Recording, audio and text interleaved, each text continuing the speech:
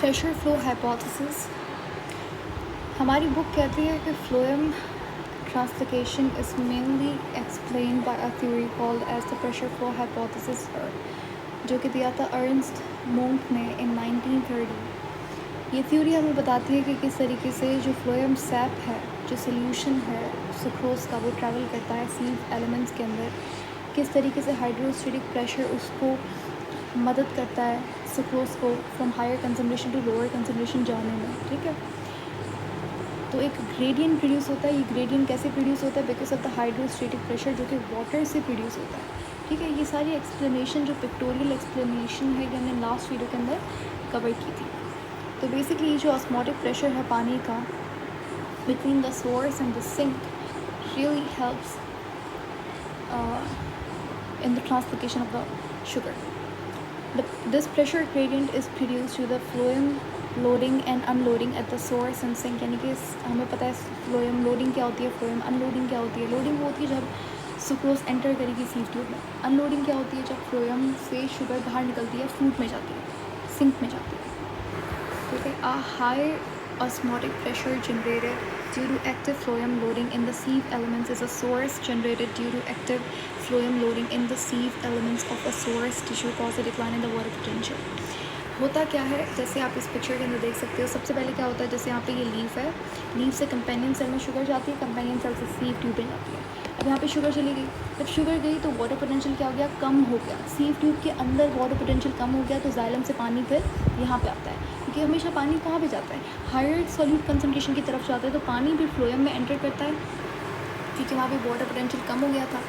Where as the xylem has high water potential, so इसीलिए water xylem से निकल कर फ्लोएम में जाता है। इतनी सी बात लिखी हुई है। तो फ्लोएम के अंदर एक हायर टर्गर प्रेशर प्रोड्यूस हो जाता है। समझ आ गया? उसके बाद इन द सिंक टिश्यू के अंदर, जो कि अदर एंड का मतलब ये कि एक जगह पे सोर्स है, एक एंड पे सोर्स है और दूसरे एंड पे क्या है? यहाँ पे सोर्स है, ये सोर्स है एक एंड पे, और दूसरे एंड पे ये हमारे पास सिंक टिश्यू है। सिंक टिश्यू, आप फ्रूट का एग्जांपल ले लो, ये फ्रूट है।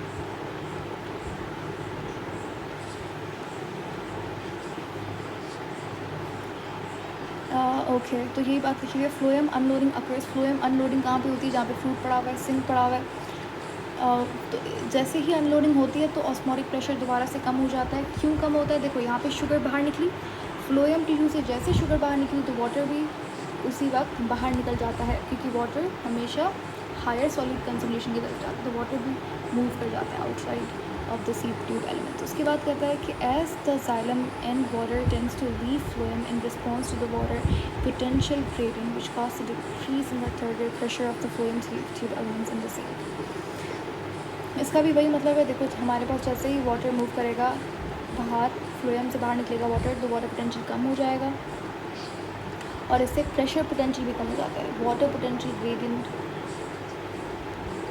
सही है, ये लिखा हुआ है ना, causes the decrease in the turgor pressure. Turgor pressure potential एक ही बात है। ये प्रेशर पोटेंशियल, प्रेशर, ये सारी चीज़ें हम डिस्कस कर चुके हैं पहले, तो आपको ये टर्म्स कंफ्यूज नहीं होनी चाहिए आपको।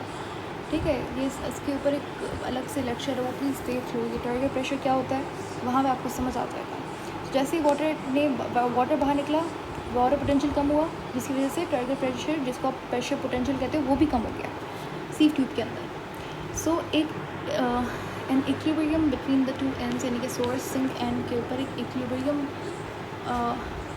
बनने की कोशिश होती है। It's the entire translocation pathway where a single membrane bound compartment. The sieve plates which are present in the sieve elements increase the resistance along the pathway and maintains the pressure gradient in the sieve elements between the source and the sink। फिर दोबारा से ये process continuously होता रहता है। एक यानी कि नीचे शुगर निकलती रहती है, ऊपर शुगर आती रहती है, तो इक्विलिब्रियम मेंटेन रहता है, क्योंकि एक सिंगल कंपार्टमेंट है ना, और उसकी एक सिंगल मेम्ब्रेन है।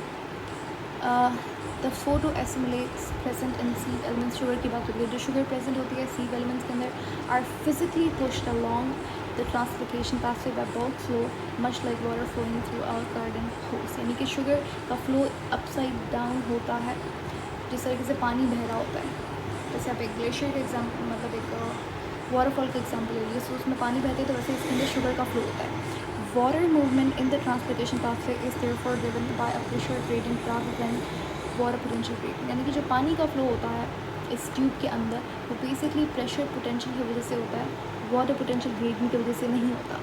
The passive pressure driven long distance transportation in the sea tube ultimately depends on the active short distance transport mechanism involved in the flowing, loading and unloading. These active mechanisms are responsible for setting up the pressure potential in the first place.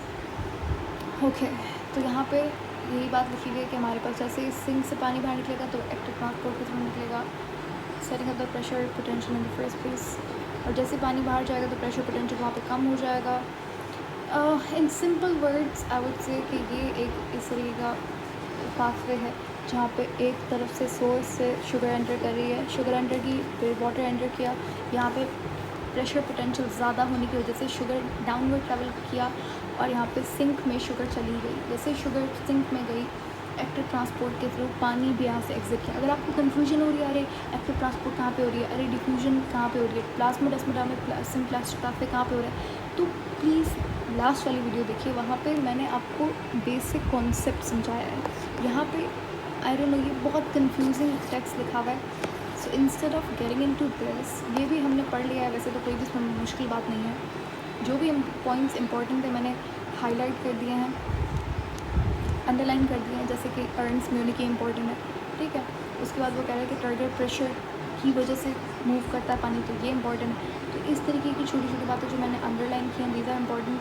Other than that it's enough कि आप last वाली video के अंदर concept समझ लें. Okay, good luck. I will see you in the next video where we are going to discuss the next topic जो कि है होमियोस्टेसिस इन प्लांट्स. जैसे होमियोस्टेसिस एनिमल्स के अंदर होता है, किडनी जिसके अंदर काम आती है. We have different ways to control osmotic balance हो गया बॉडी के अंदर, या किसी भी चीज़ का एक बैलेंस रखना, आयंस का बैलेंस, उस चीज़ को हम लोग होमियोस्टेसिस कहते हैं. तो एनिमल्स के अंदर क्या होता है, किडनी काम करती है, उसे स्वेटिंग, ये सारे वेज हैं. स्किन भी एक बड़ा अच्छा ऑर्गन होता है, होमियोस्टेसिस के अंदर काम आता है. तो वैसे प्लांट के अंदर भी कुछ तरीके होते हैं होमियोस्टेसिस. इन प्लांट को हम लोग पढ़ेंगे नेक्स्ट वीडियो के अंदर. ओके.